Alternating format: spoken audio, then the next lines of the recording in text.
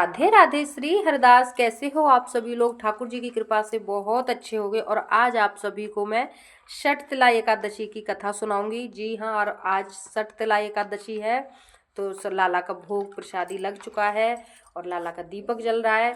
तो मैंने सोचा आप सभी को षटतिला एकादशी की कथा सुना दूं। तो आप सभी हाथ में कुछ न कुछ लेकर षटतिला एकादशी की कथा सुने, पूरी ध्यान से सुने और एंड तक सुने। और हाथ में कुछ ना कुछ लेके सुना जाता है, चाहे वो चावल ले लें, चाहे वो पुष्प ले लें। और फिर अगर पुष्प लेते हैं तो प्रभु के चरणों में समर्पित कर दें। और अगर चावल लेते हो तो, या अगर चावल का भोग प्रसादी कुछ बन रहा है घर में, एकादशी वाले दिन तो नहीं बनता है, पर जिस दिन बने उस दिन उसे बढ़ा सकते हैं उसमें, यानी जहाँ चावल होते हैं उसमें रख दें या फिर ऊपर पक्षियों को चुंगा दें। तो मैं एकादशी मैया की कथा शुरू करती हूँ, तो देरी ना करते हुए सुनना आप पूरी और एंड तक सुनना। एक समय दालभ्य ऋषि ने पुलस्त्य ऋषि से पूछा, हे ब्राह्मण, मनुष्य मृत्यु लोक में ब्रह्मा हत्या आदि महान पाप, दूसरे के धन की चोरी, दूसरे की उन्नति देखकर ईर्ष्या आदि करते हैं, परंतु फिर भी वह नरक नहीं जाते। सो क्या कारण है? वह जाने। कौन सा अल्पदान है? वह अल्प परिश्रम करते हैं। यह सब आप कृपा पूर्वक मुझे सुनाइए। इस पर पुलस्त्य ऋषि बोले, हे महाभाग, आपने मुझसे अत्यंत गंभीर प्रश्न पूछा है। इसको ब्रह्मा विष्णु इंद्र आदि भी नहीं जानते, परंतु मैं आपको यह गुप्त तत्व अवश्य ही बताता हूँ। माह यानी माघ जो माह महीना होता है उसे बोलते हैं माघ। माह के आने पर मनुष्य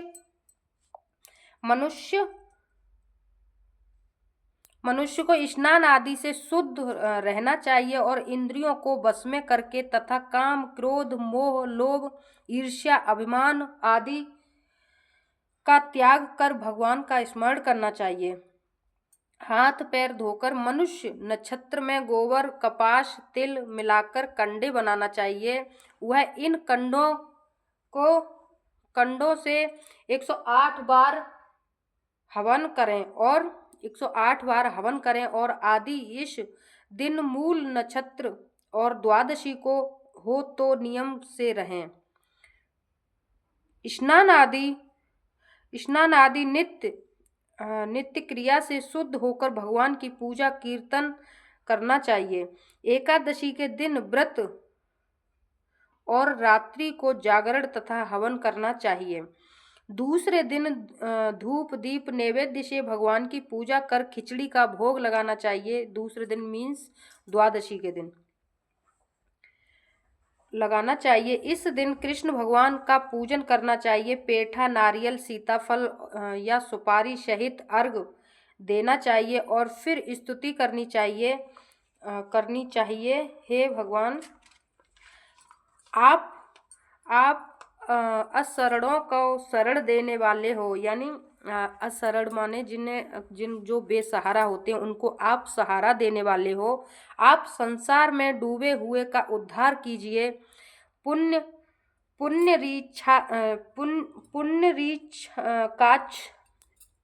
पुनरीकाक्ष, हे कमल नेत्र धारी, हे विश्व भगवान। विष्णु भगवान अलग होते हैं और विश्व माने पूरे विश्व के भगवान। हे जगत गुरु, आप लक्ष्मी जी सहित मेरे इस तुच्छ अर्घ को स्वीकार करो। इसके पश्चात ब्राह्मणों को जल भरा कुंभ प्रदान करना चाहिए। ब्राह्मण को श्यामा गाय और तिल पात्र भी देना चाहिए। तिल स्नान और भोजन में श्रेष्ठ, अतः मनुष्य को तिल दान भी करना चाहिए। इस एकादशी के दिन तिल का दान सबसे बड़ा महादान होता है। और अब की बार की तो बहुत ही शुभ मुहूर्त में एकादशी पड़ी है, जो कि संक्रांति भी है, मकर संक्रांति भी है और एकादशी भी है। तिल दान भी करना चाहिए। इस प्रकार जो मनुष्य जितने तिल का दान करता है वह उतने ही वर्ष स्वर्ग में निवास करता है। एक तिल स्नान 2 तिल स्नान, नंबर 1 तिल स्नान, नंबर 2 तिल का उबटन, नंबर 3 तिल का हवन, नंबर 4 तिलोदक, नंबर 5 तिल का भोजन, नंबर 6 तिल का दान। यानी इस दिन तिल का बहुत बड़ा महत्व है इस एकादशी को। यह सट तिला एकादशी कहलाती है। इससे अनेक प्रकार के पाप नष्ट हो जाते हैं। नारद ऋषि बोले, हे भगवान, आपको नमस्कार है। इस सटतिला एकादशी का क्या पुण्य और क्या कथा है, सो कहिए। श्री कृष्ण भगवान बोले, हे नारद, मैं तुमसे आंखों देखी सत्य घटना कहता हूँ। प्राचीन काल में मृत्यु लोक की सत्य घटना कहता हूँ। प्राचीन काल में मृत्यु लोक में एक ब्राह्मणी थी। वह सदैव व्रत किया करती थी। एक समय वह 1 माह व्रत करती रही। इससे उसका शरीर अत्यंत दुर्लभ हो गया था, परंतु उसने कभी भी देवताओं तथा ब्राह्मणों को धन तथा अन्न दान नहीं किया। इस प्रकार मैंने सोचा, इस ब्राह्मणी ने व्रत आदि से अपना शरीर शुद्ध कर लिया है और इसको वैष्णव लोक भी मिल जाएगा, परंतु इसने कभी भी अन्न दान नहीं किया है, तो इससे इसकी तृप्ति होना कठिन है। ऐसा सोचकर मैं मृत्यु लोक में गया और ब्राह्मणी से अन्न मांगा। वह बोली, आप यहाँ किस लिए आए हैं? मैंने कहा, मुझे भिक्षा चाहिए। उसने मुझे एक मृत्पिंड दे दिया। मैं उसे लेकर लौट आया। कुछ समय बीतने पर ब्राह्मणी भी शरीर त्याग कर स्वर्ग गई। तो मृत्पिंड के प्रभाव से उसे एक आत्मग्रह मिला, परंतु अपने को वस्तुओं से शून्य पाया। वह मेरे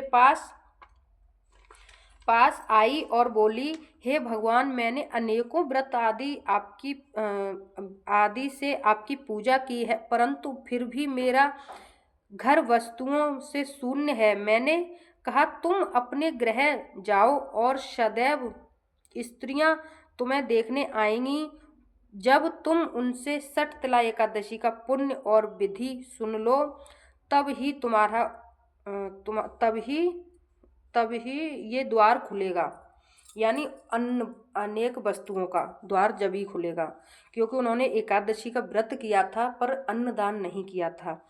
भगवान के वचन सुनकर वह अपने घर को गईं और जब देव स्त्रियां आकर द्वार खुलवाने लगे, तब ब्राह्मणी बोली, आदि आप मुझे देखने आई हैं, तो सटतिला एकादशी का महत्व कहिए। उनमें से एक देव स्त्री बोली, सुनो, मैं कहती हूँ। जब उसने सटतिला एकादशी का महत्व सुना दिया, तब उसने द्वार खोला। देव स्त्रियों ने उसको सब स्त्रियों से अलग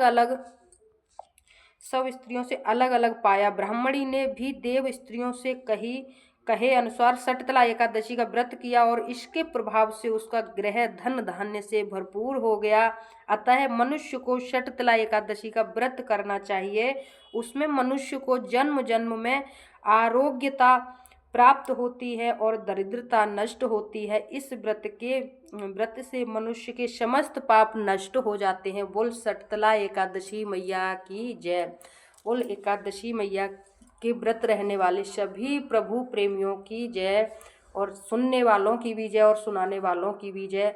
और चाहे भले ही जो व्रत रहते हों न रहते हों, लेकिन फिर भी हर एकादशी के अकॉर्डिंग आप एकादशी की कथा सुनते हैं या फिर सुनाते हैं, तो आपको भी परम सौभाग्य प्राप्त होता है प्रभु की कृपा से।